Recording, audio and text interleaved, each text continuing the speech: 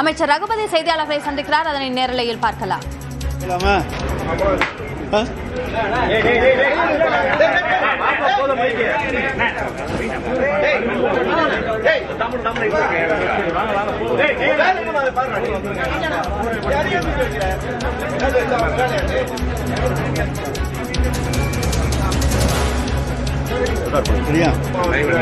ஒன்றிய அரசினுடைய பிரதிநிதியாக இருக்க வேண்டிய ஆளுநர் இன்றைய தினம் பாரதிய ஜனதா கட்சியினுடைய பிரதிநிதியாக நம்முடைய சட்டமன்றத்துக்கு வந்து சென்றிருக்கின்றார். சட்டமன்றத்திலே தொடர்ந்து மூன்று ஆண்டுகளாக அவரிடத்திலே நாங்கள் எடுத்துச் சொல்லி வருகிறோம். தமிழ்நாடு சட்டமன்றத்தினுடைய மரபு முதலிலே தமிழ்த்தாய் வாழ்த்து பாடுவது, நிகழ்ச்சி முடிந்தவுடன் இறுதியிலே தேசிய கீதம் இசைப்பது, தேசிய கீதம் பாடுவது, இது தமிழ்நாட்டினுடைய மரபு என்பதை எடுத்துச் சொல்லி வந்து கொண்டிருந்தாலும் கூட அவர் இன்றைக்கு பேச துவங்குகின்ற போதே தேசிய கீதம் பாடவில்லை என்று சொன்னார். அது மரபல்ல. நாங்கள் இன்றைக்கு உரை இங்கே நிகழ்த்த வேண்டும், அந்த உரையை நிகழ்த்துங்கள் என்கின்றதை சொல்லுகின்ற பொழுது திரும்ப திரும்ப அவர் எழுதி கொடுக்கப்பட்ட அல்லது தயாரித்து தரப்பட்ட அல்லது தமிழக அரசால் கொடுக்கப்பட்ட அந்த ஆளுநர் அறிக்கையை வாசிக்காமல் தானாக ஏதாவது வார்த்தைகளை எல்லாம் சொல்லி அதன் மூலமாக ஏதாவது இங்கே சட்டமன்றத்திலேயே பிரச்சனைகளை கிளப்ப முடியுமா என்று பார்த்தார். ஆனால் எல்லோரும் அமைதியாக இருந்தனர். நம்முடைய சகோதரர் மட்டும் அவரிடத்திலே தொடர்ந்து அவர் வேறாக பேசிக் கொண்டிருந்த காரணத்தாலே அறிக்கையில் நீங்கள் சட்டமன்றத்திலே ஆளுநர் அறிக்கையை படியுங்கள் என்கின்ற வேண்டுகோளை தயவு செய்து நீங்கள் என்று, அதாவது எவ்வளவு தூரம் எளிமையாக தாழ்ந்து போய் கேட்க முடியுமோ அந்த அளவுக்கு சபாநாயகர் இன்றைக்கு கேட்டிருக்கிறார். சட்டமன்றத்தினுடைய தலைவர் சபாநாயகர் தான், சட்டப்பேரவைத் தலைவர். ஆனாலும் அவர் அப்படி கேட்டு நீங்கள் எழுதி கொடுத்த உரையை வாசியுங்கள் என்று சொல்லும் பொழுது அதை வாசிக்காமல் ஆளுநர் அவர்கள் வெளியேறிவிட்டார்கள். வெளியேறி சென்ற பிறகு தன்னுடைய ஆளுநர் மாளிகையிலே இருந்து கொண்டு ஒரு அறிக்கையை தந்திருக்கின்றார். அவருடைய மைக்கு ஏதோ ஆஃப் செய்யப்பட்டதை போல நாங்கள் அத்தனை பேரும் அங்கேதான் இருக்கின்றோம், நீங்களும் பத்திரிகையாளர்களும் மாடியிலே இருந்து பார்த்துக் கொண்டுதான் இருந்தீர்கள். எந்த மைக் ஆஃப் செய்யப்பட்டது? அவர் பேசுகிற பொழுது சட்டப்பேரவைத் தலைவர் எழுந்து நீங்கள் எழுதி கொடுத்திருக்கின்ற அந்த வாசிப்பை வாசியுங்கள் என்று நம்முடைய அரசியலமைப்பு சட்டத்தை சுட்டிக்காட்டி கேட்கின்ற உரிமை சட்டப்பேரவைத் தலைவருக்கு உண்டு. ஏனால் சபையை நடத்துகின்றவர் அவர், சபையினுடைய விருந்தினர். இன்றைக்கு இந்த நிலையை தமிழக சட்டமன்றத்தினுடைய நம்முடைய அமைச்சரவையினுடைய தலைவராக இருக்கக்கூடிய ஆளுநர், அந்த ஆளுநர் இங்கே அந்த உரையை வாசித்து விட்டு சென்றிருக்க வேண்டும். ஆனால் அதை விட்டுவிட்டு திரும்ப கேட்க வேறு கேள்வி சொல்லிவிட்டு இப்பொழுது மைக்கை ஆஃப் செய்தார்கள் என்றால் மைக் ஆஃப் செய்யப்படவில்லை. அது சுத்தமான புழுகு. அதை தமிழக மக்களுக்கு தெரிவிப்பதற்காக இதன் மூலமாக தெரிவித்துக் கொள்கின்றோம். ஆளுநர் ஏதோ தான் சொல்லிவிட்டால் அதை உண்மை என்று மக்கள் எண்ணி விடுவார்கள் என்று நினைக்கின்றார். அப்படி ஆளுநருடைய மைக் அமர்த்தப்படவில்லை. அமர்த்த வேண்டிய அவசியமும் எங்களுக்கு கிடையாது. அவரை நாங்கள் பேசத்தான் விட்டிருக்கோமே தவிர மைக்கை ஆஃப் பண்ண அழைக்கவில்லை. ஆனால் அங்கிருந்து மற்றொரு பல்வேறு குற்றச்சாட்டுக்களை, பொய்யான குற்றச்சாட்டுக்களை, இன்றைக்கு எதிர்க்கட்சிகள் கூட சொல்லாத குற்றச்சாட்டுக்களை எல்லாம் இன்றைக்கு வரிந்து கட்டிக்கொண்டு எல்லோருக்கும் வக்காலத்து வாங்குகிற ஒரு வக்கீலாக இன்றைக்கு இருந்து கொண்டு இந்த அரசுக்கு எதிராக என்னென்ன குற்றச்சாட்டுகள் சொல்ல முடியுமோ அதையெல்லாம் பொய்யாக இன்றைக்கு சொல்லியிருக்கின்றார். தமிழகத்தினுடைய பல்வேறு வளர்ச்சிகளை பற்றி குறிப்பிடுகின்ற பொழுது நம்முடைய இன்வெஸ்ட்மெண்ட் 12 கோடி ரூபாய் to the tune of over 12 lakh crores is far from the truthங்கிறார். நாங்கள் 12 லட்சம் கோடி ரூபாயை கொண்டு வந்திருக்கிறோம் என்று சொல்லுகிறோம், அது ஃபார் ஃப்ரம் ட்ரூத் என்கின்றார்.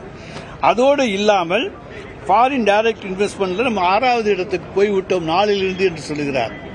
இந்திய ஒன்றியம் தன்னுடைய கணக்கிலே 11.9 பொருளாதார வளர்ச்சியை கண்டிருக்கிற மாநிலம் தமிழ்நாடு என்று இந்திய ஒன்றியம் அறிவித்திருக்கிறது. நாங்கள் அறிவிக்கவில்லை. ஆனால் இவர் எதை பார்த்து சொல்லுகிறார், எந்த கணக்கை பார்த்துக் கொண்டு சொல்லுகிறார், இவர் தூங்கிக் கொண்டு சொல்லுகிறாரா விழித்துக் கொண்டு சொல்லுகிறாரா தெரியாது. ஆனால் நாங்கள் தமிழ்நாட்டினுடைய பொருளாதார வளர்ச்சியை இரட்டை இலக்கத்துக்கு கொண்டு வந்திருக்கிறோம் என்று இந்திய ஒன்றிய அரசே ஒப்புக்கொண்டிருக்கிறது. அதை யாராலும் மறைக்க முடியாது. அதேபோல தொழில் வளர்ச்சியிலே பல்வேறு மாநிலங்கள், பல்வேறு வெளிநாடுகள் இங்கே வந்திருக்கின்றன. பல தொழிற்சாலைகள் இன்றைக்கு உண்டாகி இருக்கின்றன. அதனால்தான் இந்த வளர்ச்சியை நம்மால் எட்ட முடியும்.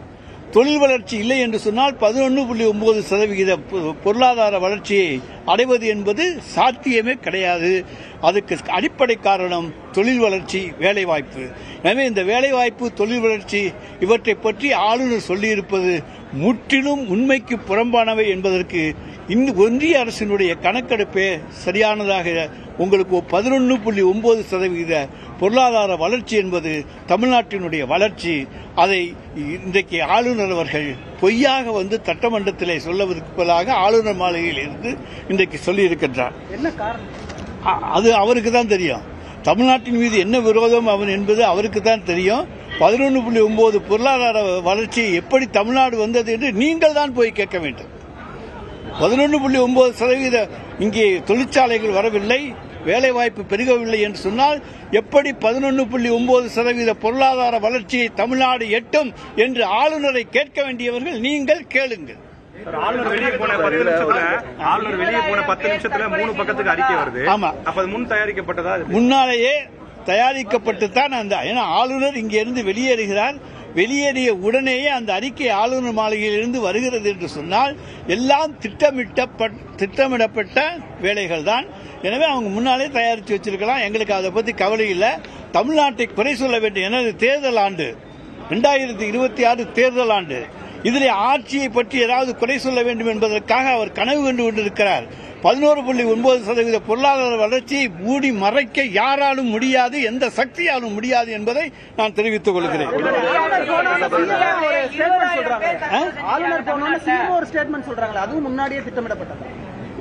அது அந்த ஸ்டேட்மெண்ட்ஸ் திட்டமிடப்பட்ட ஸ்டேட்மெண்ட்டாக நிச்சயமா இல்ல.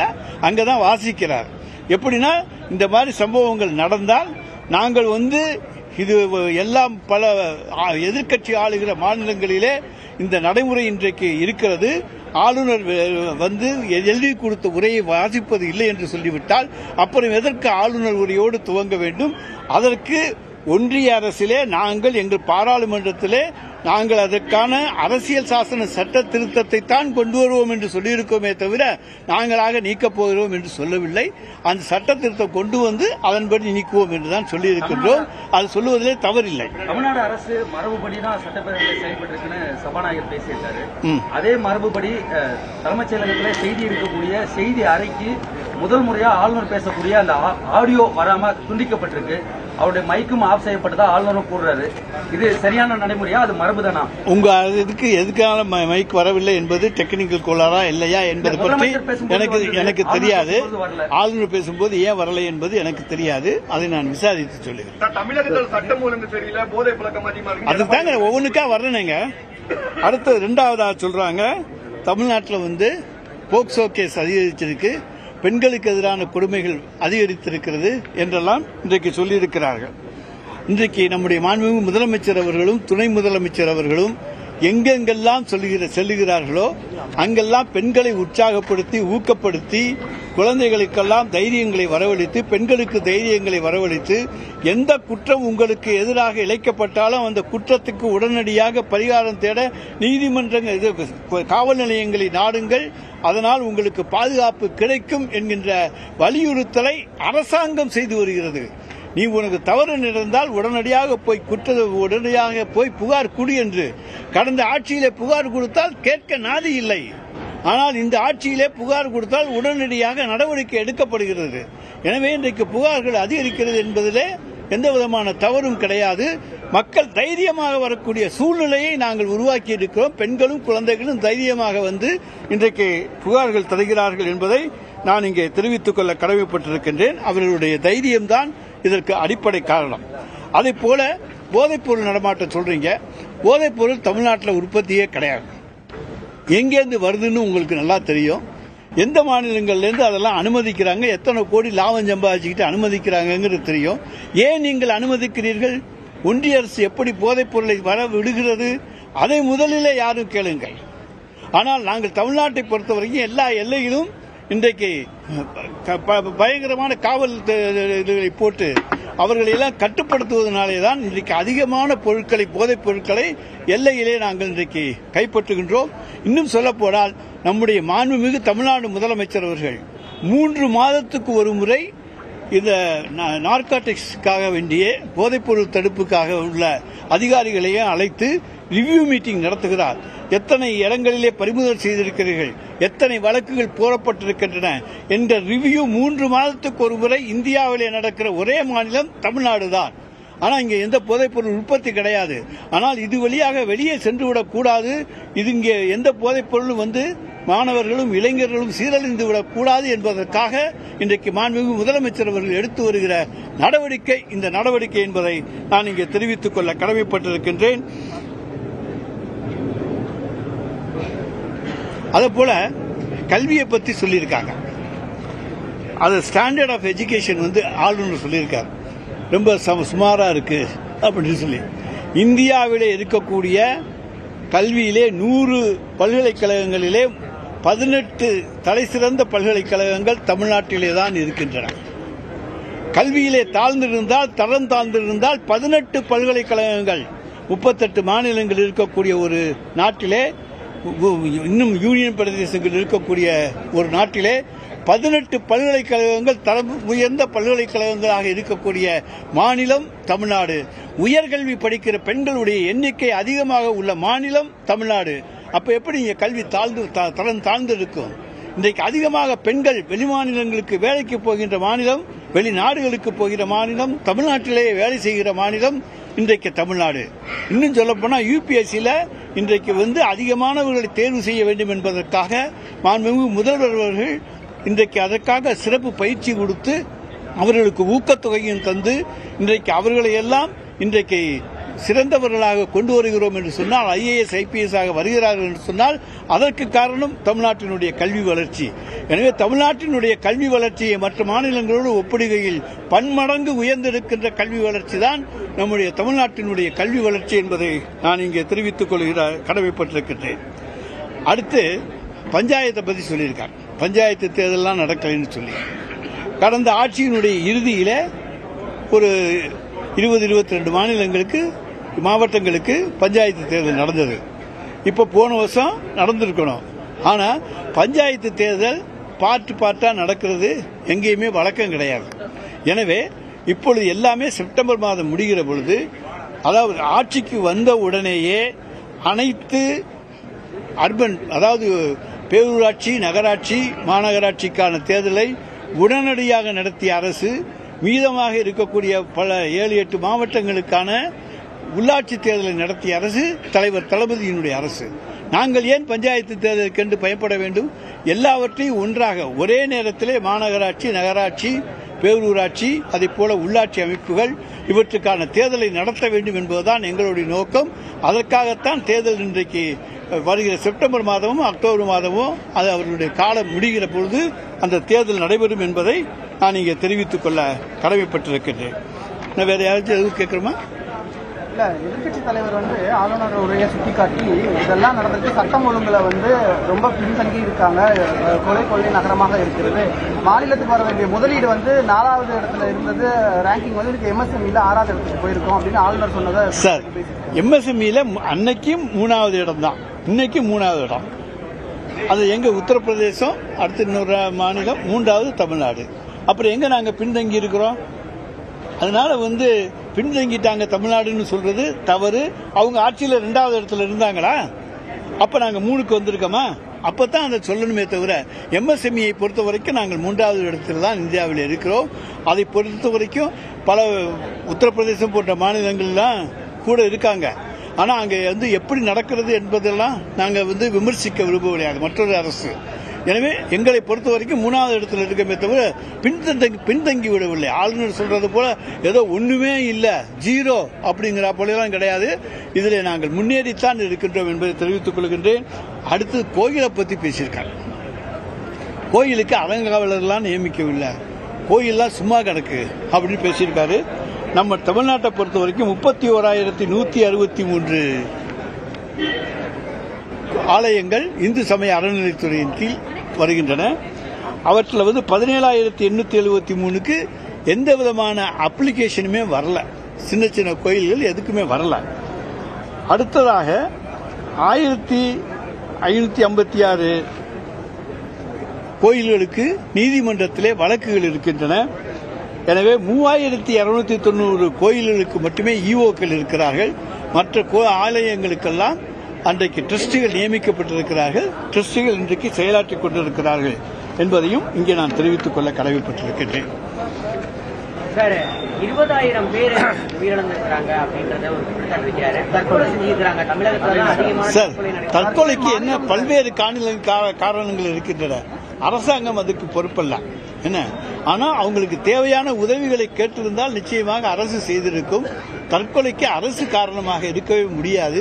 பல்வேறு காரணங்களுக்காக தற்கொலை 20,000 என்கின்ற எண்ணிக்கையை நாங்கள் நிச்சயமாக ஏற்றுக்கொள்ள முடியாது. அந்த எண்ணிக்கையை சரிபார்த்து சொல்வோம். சார், ஸ்ரீரங்கம் கோவிலுக்கே அறங்காவலர் என்ன நியமிக்கப்படாது? ஆட்சி இப்ப இறுதி கட்டத்துக்கு வந்து 4 மாதங்கள் தான் இருக்கு. பெரிய கோவிலுங்கிறப்ப ஸ்ரீரங்கம் கோவிலுக்கே ஒன்றும் அறங்காவலர் நியமிக்கிறார். அது ஒன்று. எதிர்கட்சி தலைவர் சொல்றப்ப சூப்பர் முதல்வர்னு கனவு கண்டு கொண்டிருக்கிறாருன்னு சொல்றாரு. இது ரெண்டுத்துக்கும் அதாவது ஸ்ரீரங்கம் ஆலயத்தை பொறுத்த வரைக்கும் ஒன்று கோர்ட்டு கேஸில் இருக்கணும், அல்லது அப்ளிகேஷன் பெண்டிங்கில் இருக்கணும். அது என்ன என்பதை நான் அறநிலையத்துறையிலிருந்து கேட்டு சொல்லுகின்றேன். சூப்பர் முதல்வர் என்பது அதாவது சூப்பர்மேன், எல்லாவற்றிலும் வல்லவன் தான் ஒரு சூப்பர்மேன். எனவே எல்லாவற்றிலும் வல்லமை படைத்தவராக எங்களுடைய முதலமைச்சர் இருக்கிறார். அவரை நாங்கள் சூப்பர் முதலமைச்சர் என்று சொல்லுவதிலே தவறே கிடையாது. தமிழகத்தை இன்றைக்கு வளர்ச்சி பாதையிலே இந்த 5 ஆண்டு காலத்திலே கொண்டு வந்திருக்கின்றோம். தமிழகம் இந்த 5 ஆண்டு காலத்திலே முன்னேறி இருக்கிறது. எந்த தொழிலை இன்றைக்கு விவசாயமா, இன்றைக்கு நெல் கொள்முதலிலே பல லட்சம் டன் முதலிடத்துக்கு வந்திருக்கின்றோம். அதைப் போல தொழில் உற்பத்தியிலே பல மடங்கு உற்பத்தியை அதிகரித்திருக்கின்றோம். வெளிநாட்டு முதலீடுகளை ஈட்டிருக்கின்றோம். 11.69% பொருளாதார வளர்ச்சியை எட்டியிருக்கின்றோம். இன்றைக்கு எங்களால் பல்வேறு திட்டங்கள், மகளிர் உதவித்தொகையை, உரிமை தொகையை இன்றைக்கு முழுமையாக நிறைவேற்றிக் கொண்டிருக்கிற ஒரே மாநிலம் இந்தியாவிலேயே தமிழ்நாடு தான். டெல்லியில தேர்தலுக்கு அறிவிச்சிட்டு குறைச்சிக்கிட்டே வந்துட்டாங்க. மற்ற மாநிலங்கள்லாம் தயங்குறாங்க. ஆனா முழுமையாக கொடுத்து கொண்டு உயர்த்தி கொடுத்திருக்கிற மாநிலம் 1,15,00,000 1,30,00,000 உயர்த்தி கொடுத்திருக்கிற மாநிலம் தமிழ்நாடு தான். அதே போல மகளிருக்காக விடியல் பேருந்தை, கட்டணமில்லாத விடியல் பேருந்தை தந்திருப்பது தமிழ்நாடு தான். பெண்கள் உயர்கல்வி படிப்பதற்காக புதுமை பெண், ஆண்களுக்காக தமிழ் புதல்வன் திட்டம், காலை உணவு திட்டம், இன்றைக்கு அகில உலகமே பாராட்டுகின்ற காலை உணவு திட்டம், இது போன்ற மக்கள் வளர்ச்சி திட்டங்களை எல்லாம் யோசித்து தந்திருக்கின்றார். அதோடு இல்லாமல் வயதானவர்களுக்கு வீடு தேடி அவர்கள் வீட்டிலே கொண்டு போய் ரேஷன் பொருட்களை தருகிற தாயுமானவர் திட்டம், இப்படி எல்லா திட்டங்களையும் தந்திருக்கின்ற ஒரு முதலமைச்சரை சூப்பர் முதலமைச்சர் என்று அழைக்காமல் வேறு எப்படி அழைப்பது? தேசிய கீதம் மீண்டும் அவமதிக்கப்பட்டிருக்கிறது ஆளுநர். சார், தேசிய கீதத்துக்கு ஆரம்பத்திலே சொல்லிட்டேன். முதலில் தமிழ்த்தாய் வாழ்த்து, இறுதியில் தேசிய கீதம். அதுதான் தமிழ்நாட்டின் பழக்கம். நம்முடைய நிகழ்ச்சியில் சட்டமன்ற நிகழ்ச்சியினுடைய பழக்கம். அந்த மரபுப்படிதான் நாங்கள் நடந்திருக்கிறோம். மரபை மீறவில்லை. மரபை மீறினால்தான் தவறு. நாங்கள் மரபுப்படி நடந்திருக்கின்றோம். தேசிய கீதம் கடைசியில் இசைக்கப்படும். முதலிலே தமிழ்த்தாய் வாழ்த்து இசைக்கப்படும். ஆளுநர் உரை, ஆண்டின் முதல் கூட்டத்தொடரில் ஆளுநர் உரை அப்படிங்கிற நடைமுறையை கைவிடுறதுக்கு ஏதாவது நடவடிக்கை எடுக்கப்படுமா முதலமைச்சர் இன்னைக்கு? அதாவது அது அரசியல் சாசன சட்ட திருத்தம் கொண்டு வந்து ஆண்டின் முதல் அறிக்கையில் முதல் கூட்டத்தொடர் ஆளுநர் அறிக்கையோடு துவக்க வேண்டும் என்பது. இதுபோன்ற நிலைமைகள் தொடர்ந்தால் நிச்சயமாக எல்லா மாநிலங்களும் ஒத்த கருத்துடைய எல்லா மாநிலங்களும் இணைந்து அந்த மாதிரியான ஒரு தீர்மானத்தை, அமெண்ட்மெண்டை கொண்டு வருவோம். ஆளுநரோட தேநீர் விருந்து திமுக பங்கேற்கிறதா? அதை பற்றி முதலமைச்சர் முடிவு செய்வார்.